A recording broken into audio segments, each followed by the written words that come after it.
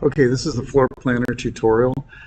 I'm starting at the end because it takes minutes to render out an image, so I'm going to show you what it's going to look like. You can go ahead and rewind and come back to this when you get to the end. But when you go to export your project, you go to exports. And it should be here, and you simply click download with that download icon and then save that JPEG to wherever you download stuff to. But when you start a new project, I'm going to start a new project. So let's just delete all these things and we'll start again from scratch so you can see how it goes. First of all, you want to change it from meters to feet because we're in America. That's right.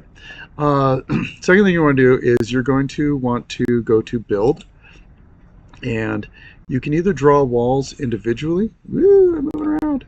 You can draw walls individually, or you can create a room. I'm going to undo, undo, undo. All right, fine. Undo, undo, undo. Or you can just draw the room if you happen to know your room dimensions. What you can do is you can rough it in and then go back and change the measurements to what they really are. And you can just type it right in. In my case, I'm going to say this is 25 feet. 25 feet, 6 inches. Let's try that, see if it works. Yay, it does. And this one down here, I'm going to zoom out. This one is 36 feet. 1/8 inch. Okay, sure, why not? Enter. And then you start adding things. Now, I don't want you to add any soft components like chairs, desks that move, beds, anything like that, bookshelves that move, just hard fixtures like doors. So to put a door, you choose a door, there's different types, and you drag the door where you think that door should go.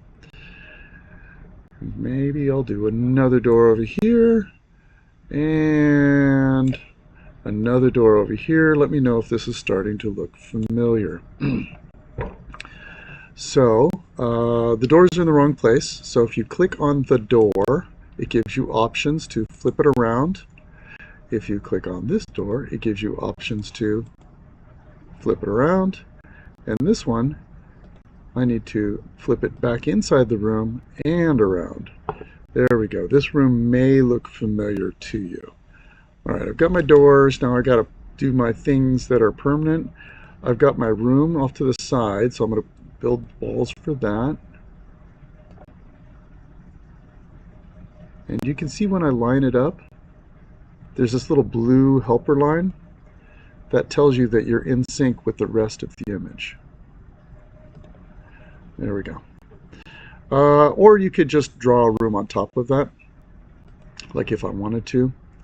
You have to make sure you draw on top of the line, not next to the line. If you draw next to the line, it won't work.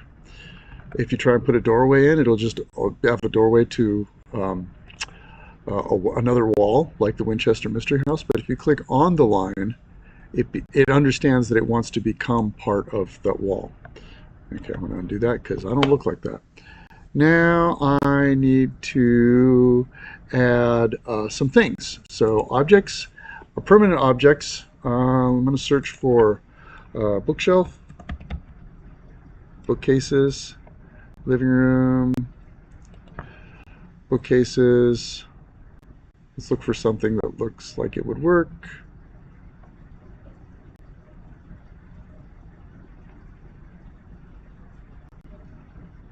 That's on wheels. That's on wheels. Let's see. Let me go back up. There's some things that are close up here at the beginning. That's close. Draw that there. I'll have to adjust that. And my bookcase, that's close. Close enough for this demonstration. Okay. This is not big enough, so I'm going to select it. And that's the bell. All right, I'm going to end at that point because I think people are going to start coming in.